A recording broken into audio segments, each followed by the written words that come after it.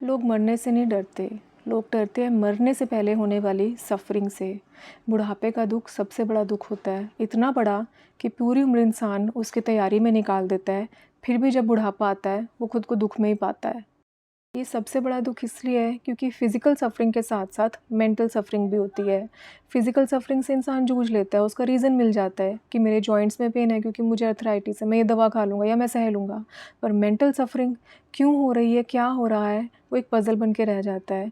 मैं उदास हूँ, पर क्यों हूँ पता नहीं, कुछ मिसिंग है, कुछ खालीपन है, कैसे भरूँ पता नहीं, मैं ऐसा क्यों फ़ील करता हूँ पता नहीं, कोई क्लियर आंसर नहीं मिलता। इसी के बारे में सिमोन डे ब्यूवर, जो कि फ्रेंच फ़िलासफ़र थी, उन्होंने बोला था कि मेंटल सफ़रिंग का मेन रीज़न होता है सोशल इनविजिबिलिटी, कि आपकी आइडेंटिटी और पर्पस धीरे-धीरे ख़त्म होने लगता है। जवानी में इंसान मेन कैरेक्टर प्ले करता है, उसके बच्चे, उसकी वाइफ़, उसके माँ-बाप, उसका मीनिंग, पर्पस, काम सब कुछ उसके ऊपर डिपेंडेंट होता है, वो सेंटर में होता है। पर बुढ़ापे में वो साइडलाइन्ड हो जाता है। एक तरीके की सोशल डेथ हो जाती है बायोलॉजिकल डेथ से पहले, पर इसका सॉल्यूशन सिमोन कोई सेंटिमेंटल कंफर्ट की तरह नहीं देती।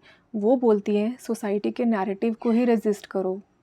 इंसान की आइडेंटिटी एक्सटर्नल वैलिडेशन के ऊपर टिकी होती है, पर जैसे जैसे अगर वो बूढ़ा होता जाए या अपनी जवानी में भी अपनी आइडेंटिटी अपने बेसिस पे क्रिएट करे, सोशल वैलिडेशन के पीछे ना जाए, कोई ऐसा मीनिंग, पर्पस अपनी लाइफ में ढूंढे, कोई काम या ऐसी चीज़ों से प्यार करे जो सोशल वैलिडेशन के ऊपर ना टिकी हो, तो अपनी बुढ़ापे की सफरिंग वो कम कर सकता है।